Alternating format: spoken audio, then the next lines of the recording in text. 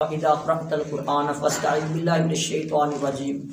اس آیت کی تفسیر میں ذکر کیا کہ قرآن کی تلاوت کا آغاز تعوذ سے ہونا چاہیے، اللہ کی پناہ میں آنے سے اس کا آغاز کرنا ہے۔ تعوذ سے مراد اعوذ باللہ من الشیطان الرجیم۔ تو قرآن مجید کی قرأت کا آغاز تعوذ سے کرنا مستحب بھی ہے، بعض کے نزدیک واجب بھی ہے۔ صحیح موقف یہی ہے کہ واجب ہے، اور آپ وسلم کا طریقہ ہونے کی وجہ سے سنت بھی ہے۔ تو اسی پر ہم دیکھ لیں کہ جو ہم اعوذ باللہ من الشیطان الرجیم پڑھتے ہیں، جو قرآن کی آیت تو نہیں ہے، یہ وظیفہ ہے، یہ آغاز ہے۔ تو آغاز سے ہی ہمیں پتہ لگ جاتا ہے کہ جس کی سنت کے مطابق، یعنی صاحب قرآن کی تفسیر کو، ان کی حدیث کو، ان کی سنت کو، ان کی حکمت کو مانیں گے تو قرآن کو ہم سمجھیں گے۔ تو قرآن مجید کا آغاز ہی آپ کی سنت طریقے کے اوپر ہوتا ہے۔ تو اللہ تعالیٰ نے ہمیں اپنی عبادت کے لیے پیدا کیا، تو عبادت شیطان نہیں کرنے دیتا، یعنی تعوذ کی ضرورت اسی لیے پیش آتی ہے کہ شیطان کسی نہ کسی طرح ہیلوں بہانوں اور وسوسوں کے جال میں انسان کو پھنسا کے وہ دین سے دور رکھنا چاہتا ہے، قرآن سے انسان کو دور رکھنا چاہتا ہے۔ تو قرآن کے قریب انسان ہوگا تو رب کے قریب ہوگا، عقیدہ مضبوط ہوگا، توکل آئے گا، تقوی آئے گا، یقین آئے گا، اچھی امید آئے گی، انسان کی تربیت ہوگی، اصلاح ہوگی۔ تو اس لیے تعوذ ضروری ہے کہ قرآن کی طرف شیطان آنے نہیں دیتا، اور ہم نے آنے کے لیے اللہ رب العزت کی پناہ میں آنا ہے۔ تو زمانہ جاہلیت کے تعوذ کا تذکرہ بھی ہو چکا کہ وَأَنَّهُ كَانَ رِجَالٌ مِّنَ الْإِنسِ يَعُوذُونَ بِرِجَالٍ مِّنَ الْجِنِّ فَزَادُوهُمْ رَهَقًا، کہ جب زمانہ جاہلیت میں لوگ کسی ورانے میں جاتے، جنگل میں جاتے، پڑاؤ کرتے، تو اس طرح پناہ مانگتے کہ ہم اس علاقے کے جنوں کی سردار کی پناہ میں آتے ہیں۔ یہ بالکل شرک تھا، کسی غیر کی پناہ میں نہیں آنا، اللہ کی پناہ میں آنا ہے۔ تو اس پر اللہ رب العزت نے اصلاح کی، رسول اللہ صلی اللہ علیہ وسلم نے اس پر سکھایا کہ کس طرح ہمیں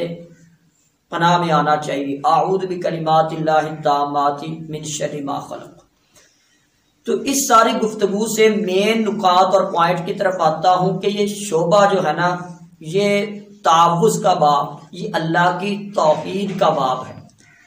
اس پر کچھ گفتگو ہونا ضروری ہے کہ عقیدہ توحید کا ہر شعبہ، ہر باب نفی اور اثبات کے اوپر مکمل ہوگا، یعنی صرف اثبات پر بھی نہیں، صرف نفی پر بھی نہیں۔ مقصد کہ اگر یہ کہا جائے اللہ معبود ہے،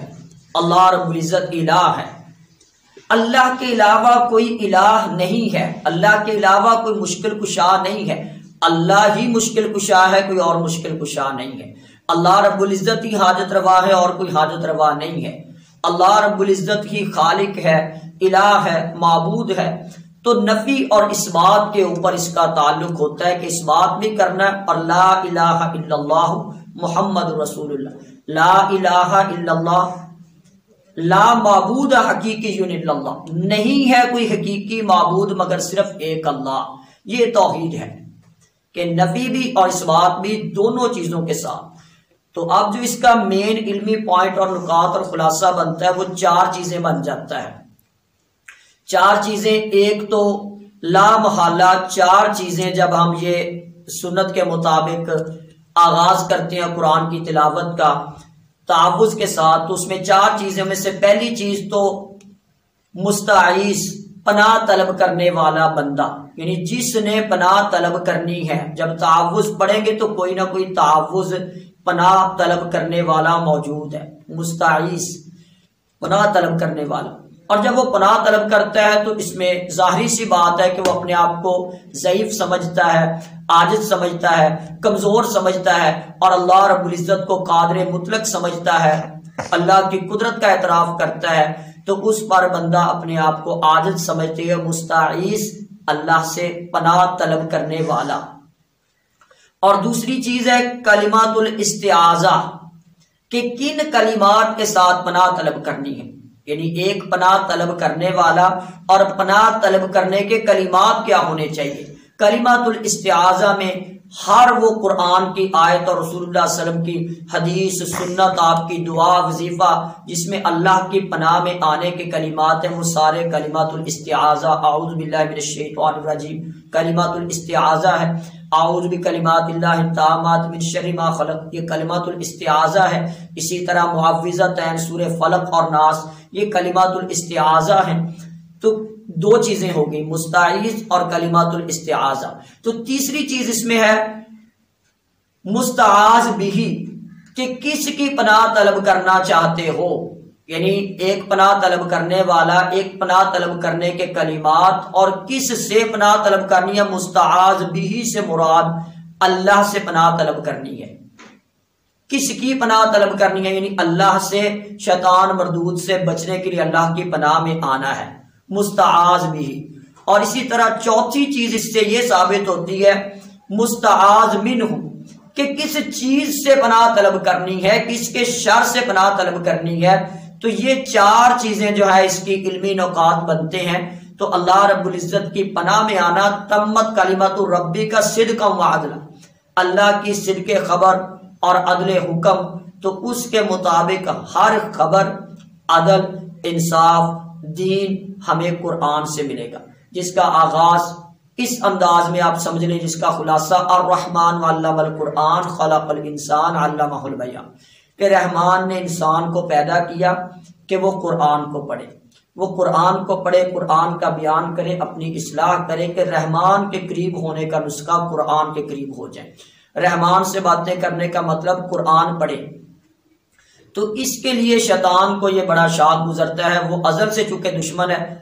ان الشیطان لکم عدو فاتخذوہ عدوا، تو وہ ہمیں اس کے قریب آنے نہیں دیتا ہے۔ تو اس لیے تعوذ پڑھا جاتا ہے کہ ہم اللہ کی پناہ میں آ جائیں، کیونکہ اللہ کی توفیق کے بغیر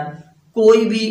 کام انسان سر انجام نہیں دے سکتا۔ کوئی اچھا کام بھی، کوئی نبی ہے، کوئی ولی ہے، کوئی بزرگ ہے، کوئی طاقتور ہے،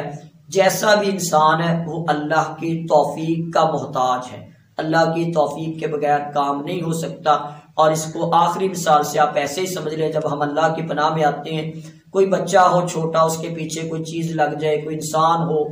کوئی ڈرا رہا ہے اس کو تو وہ بھاگ رہا ہے، اچانک اس کے سامنے اس کا باپ آ جائے تو وہ بھاگ کے اس کے ساتھ چمٹ جائے گا، اس کی بازوؤں کی پناہ میں آ جائے گا۔ اسی طرح آپ نے دیکھا ہوگا مرغی ہے تو مرغی کے بچے اس کے پاس وہ اپنے پر پھیلاتی ہے، ان کو اپنی پناہ میں لے لیتی ہے۔ تو گویا کہ ایسا انداز کہ اللہ کی پناہ میں آنا ہے، جن چیزوں سے پناہ دے ہی اللہ سکتا ہے، یعنی ما فوق الاسباب تو مدد اللہ کی ہے، ما تحت الاسباب تو ایک دوسرے کا تعاون ہو سکتا ہے، ایک دوسرے کی مدد ہو سکتی ہے، لیکن ما فوق الاسباب کے سبب موجود ہی نہ ہو، یعنی زندہ حیات کا تعاون کرنا تو ٹھیک ہے، ایک دوسرے کا ہر چیز ایک دوسرے کے تعاون کی محتاج ہے، وتعاون علی البر والتقوی، لیکن ما فوق الاسباب کے سبب موجود ہی نہیں ہے، تو دعا اللہ سے، پناہ اللہ کی، ندائیں اللہ سے، بگڑیاں بنانے والا اللہ رب العزت، مشکل کشا اللہ رب العزت۔ تو اس تمہیدی تعارف کے ساتھ کہ مستعیذ پناہ طلب کرنے والا، کلمات الاستعاذہ، مستعاذ بھی اور مستعاذ منہ، یہ چار علمی نکات ہمارے سامنے تعوذ اعوذ باللہ من الشیطان الرجیم سے آئے ہیں۔ دعا ہے کہ اللہ رب العزت ہمیں اس قرآن کو اللہ کی پناہ میں آ کے، شیطان مردود سے بچاؤ کے لیے اللہ کی پناہ میں آ کے اس کو پڑھنے کی،